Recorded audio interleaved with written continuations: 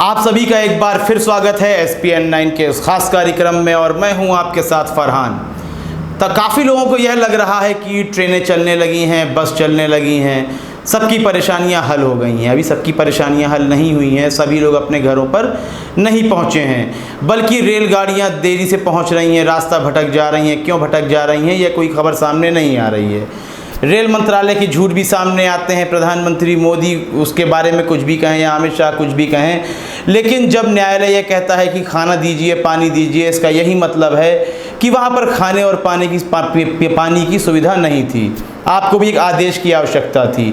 तो इससे बहुत सारी खुलकर बातें सामने आ जाती हैं जिनको भी कहने की आवश्यकता नहीं है, हम लगातार कहते रहते हैं। लेकिन जो अभी मुद्दा है वह यह है कि प्रियंका गांधी वाड्रा, उन्होंने एक ट्वीट किया और उसमें यह लिखा है कि 80 लोगों की मृत्यु हो चुकी है, 40% से अधिक ट्रेनें लेट हैं, यह उन्होंने बात कही।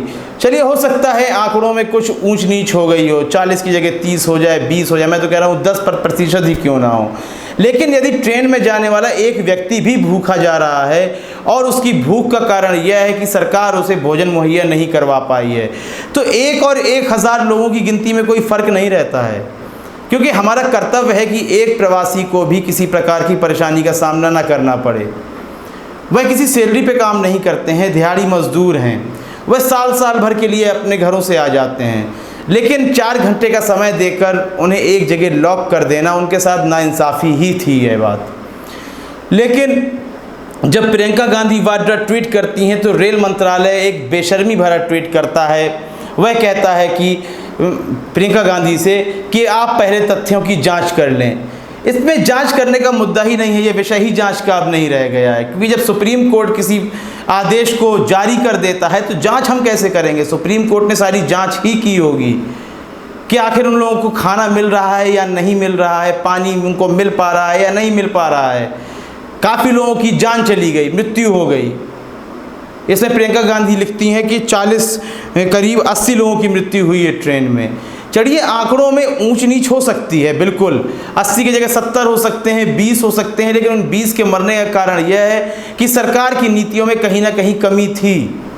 सरकार चाहती थी कि उनको वह सुविधाएं ना दी जाए जिनका वादा किया जा रहा है, और यह बात पूरी 20 लाख करोड़ जो रुपया निकाला गया है उसके बाद की हैं। उसके पहले की बात हम बिल्कुल नहीं कर रहे हैं। उसके पहले और भी बुरा हाल था कि ट्रेनें भी मुहैया नहीं थीं। आपको क्या लगता है कि प्रियंका गांधी वाड्रा ने अगर ऊंच नीच कर भी दी है तथ्यों में, वह उनकी भूल हो सकती है, आंकड़ों में ऊंच नीच हो जाती है। कई बार हम कई समाचार जो चाहे पत्र हैं या फिर न्यूज़ चैनल्स हैं उसमें भी हम देखते हैं आंकड़ों में कुछ ना कुछ फेरबदल होता है। मुद्दा आंकड़ा नहीं है इस वक्त, मुद्दा यह है कि क्या एक व्यक्ति की भी मौत भूख की वजह से हुई है, जहां पर सरकार यह कहने की कोशिश कर रही है कि इस व्यक्ति की मौत भूख की वजह से नहीं बल्कि किसी अन्य बीमारी से हुई है। बचना यहाँ कार्य नहीं है। मौत हुई है तो आप उसके लिए क्षमा मांगिए, उसे मुआवजा दीजिए और व्यवस्थाओं को मजबूत करने की कोशिश करें। आप यह हम सरकार की आलोचना नहीं कर रहे हैं, बल्कि मौजूदा समय में जो परिस्थितियां हैं उनका निवारण कैसे हो। सरकार गिराकर नए राज्य में सत्ता में अभी आसीन होने का वक्त बिल्कुल नहीं है, बल्कि समय तो यह है कि हम किस तरह से मजदूरों की मदद कर सकें। लोन देकर नहीं, कर्जा देकर नहीं, उन्हें पैसे दीजिए जो उन्हें चुकाने ना पड़ें। यह एक सही फैसला होगा। इस संबंध में आपकी क्या राय है, हमें आपकी राय का इंतज़ार रहेगा। कार्यक्रम को लाइक करें, ज़्यादा से ज़्यादा शेयर करें और चैनल को सब्सक्राइब अवश्य कर दें। तब तक के लिए इजाज़त दीजिए, धन्यवाद।